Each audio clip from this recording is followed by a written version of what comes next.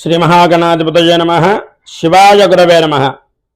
ఈ సంవత్సరం ఈ నెల ఆగస్టు 9వ తారీఖు శుక్రవారం శ్రావణ శుద్ధ పంచమి అమ్మవారికి చాలా ఇష్టమైనటువంటి విశేషమైనటువంటి రోజు. ఈ కలయిక రెండు కూడా చాలా విశేషమైనటువంటి పర్వదినం.